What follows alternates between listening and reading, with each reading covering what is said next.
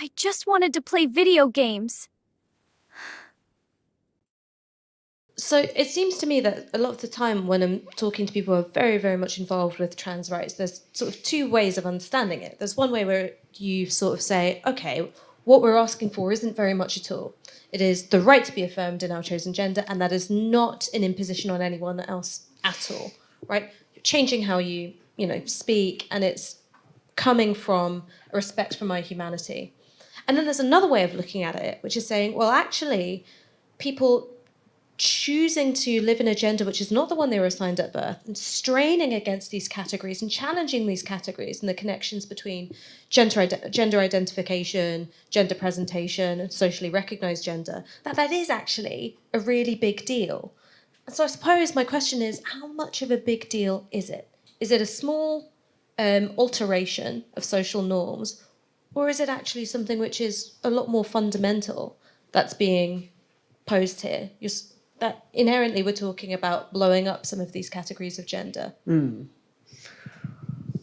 Well, if you're a biological essentialist, it's a revolution. If you are a member of a right-wing partisan of the Catholic Church, and you believe in the natural family and creationism, and that God created male and female, it's revolutionary. Okay, so for all those folks, it's really rough, and I'm sorry that they're having a hard time, but I think they need to go through it and come out the other end and join the rest of us in a better world. So it's okay, I mean, I accept it's hard, sure. It's like deeply sedimented kind of beliefs and habits and ways of seeing. But it is true that a lot of people just want to be left alone and live without being pathologized and discriminated against or the object of violence or disdain. And that seems right, to be able to, natal women, they want to walk down the street without being harassed. Like natal women, they want to get a job without being discriminated against. They want to love who they want to love. They want their lives and their loves to be recognized minimally or maximally by society, and to live in freedom and without fear. Seems pretty reasonable. All right, guys, welcome back to Honey Badger Arcade. Today on Know Your Enemy, we're going to be talking about Judith Butler. Judith Butler, unlike the other Marxist philosophers I covered, is still alive, and she is still practicing and pushing intersectional feminism. She has a specific focus on trans and queer and that kind of stuff, like the trans, queer, LGBTQ stuff. But let's get into it. So Judith Butler is the philosopher that declared biological sex a performance. Born in 1956, she is an American philosopher and gender theorist whose work represents one of the most radical and destructive mutations of Marxist thought in our time, building directly on the foundations led by Antonio Gramsci's cultural hegemony, Herbert Marcuse's sexual liberation, and the Frankfurt School's critical theory. Butler took the project one step further. She declared that biological sex itself is not real in any fixed sense. Instead, she argued that both sex and gender are nothing more than repeated performances, social scripts with no grounding in material reality. Her 1990 book, Gender Trouble, became the foundational text of queer theory and the intellectual engine behind today's transgender ideology, the medicalization of children, and the erasure of sex-based rights. Butler's central claim is that there is no stable biological foundation for being a man or a woman. Gender, she argues, is not an expression of an inner truth or biological fact.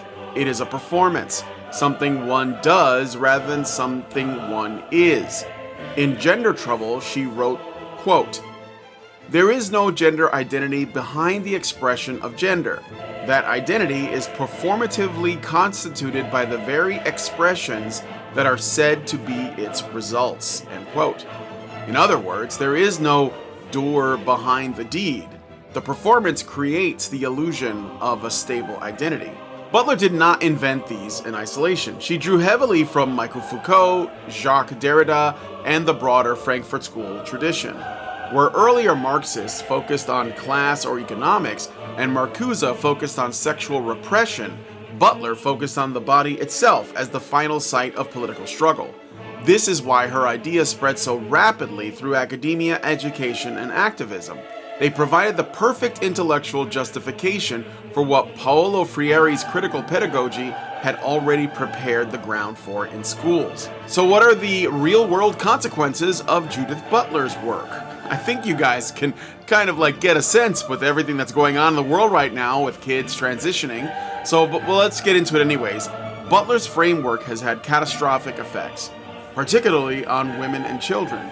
By insisting that woman is a performance rather than a biological reality, her ideas have been used to justify men entering female prisons, shelters, sports, and changing rooms. They have fueled the rapid rise of medical transitions for minors.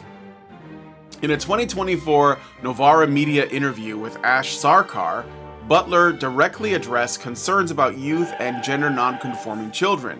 She framed resistance to supporting such youth as harmful, stating in related 2024 comments tied to the same discussion, quote, "Not providing support to gender non-conforming youth strikes me as an act of cruelty. I don't think every time a kid says, 'Oh, I want hormones,' you rush to the doctor, but you also don't refuse the idea," end quote. Notice the incrementalization going on here, right? Don't want to jump right in and say, "Hey, trans your kids," because people think you're crazy. So instead, you say, "Well, I wouldn't jump on it right away, but don't ignore it."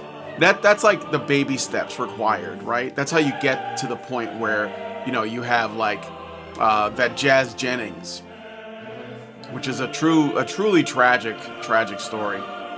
Anyway, she has repeatedly pushed back against restrictions, portraying skepticism toward youth medical transitions as part of a broader fascist logic that sacrifices vulnerable minorities. This is the classic move of cultural Marxism. Any resistance to the deconstruction of reality is reframed as authoritarianism. The queering of the American child finds its philosophical justification here. If sex is just a performance, then any child who questions their body can and should be guided toward a new one. Judith Butler represents the final stage of Marxism's long march through Western institutions. Gramsci wanted to capture the culture, Marcuse wanted to liberate sexuality from restraint, Adorno and Horkheimer wanted to pathologize Western values. Butler completed the project by declaring that even the human body has no fixed nature, only performances that can be endlessly rewritten. Which is a heresy, by the way. The results are now visible everywhere. Skyrocketing rates of gender dysphoria among youths, the erosion of women's single-sex spaces, confusion in schools, and a medical scandal involving the experimental treatment of children.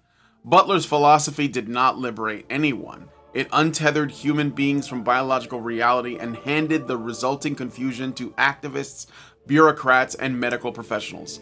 Like every figure in the series, Butler proves the same recurring truth. Marxism never dies. It just mutates. When it cannot seize the means of production, it seizes the means of reproduction. When it cannot win through class warfare, it wages war on the body itself. Understanding Judith Butler's role in this chain, including her own words defending expanded access for youth, is essential for anyone who wants to defend biological reality, protect children, and preserve the possibility of a sane society. The performance has to end. Reality is not a script.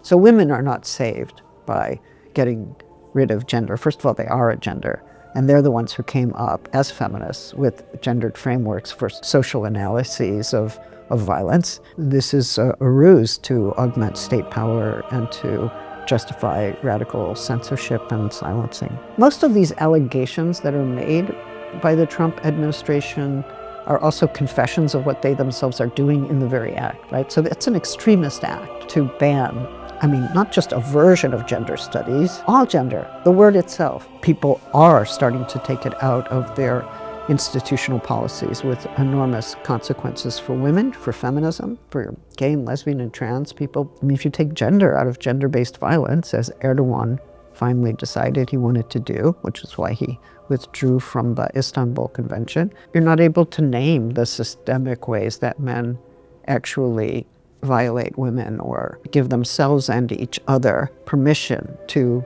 enact violence. So women are not saved by getting rid of gender. First of all, they are a gender, and they're the ones who came up as feminists with gendered frameworks for social analyses of violence. This is a ruse to augment state power and to justify radical censorship and silencing.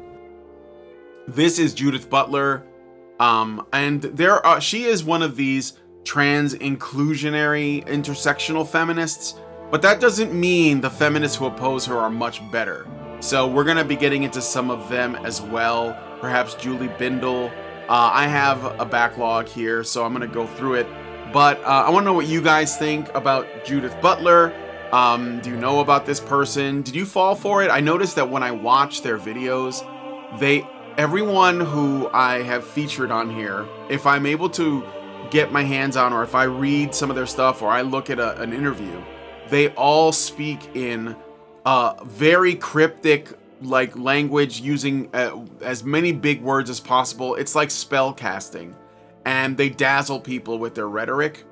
And I think that that's ultimately what they're good at, is rhetoric.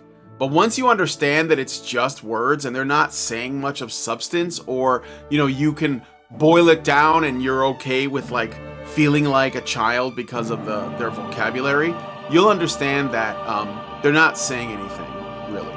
They're just trying to alter reality with words, like magic, which is madness. But anyway, let me know what you guys think about this one in the comments. I'm curious about your thoughts on Judith Butler, and I'll see you guys in the next one. Long live Vivian.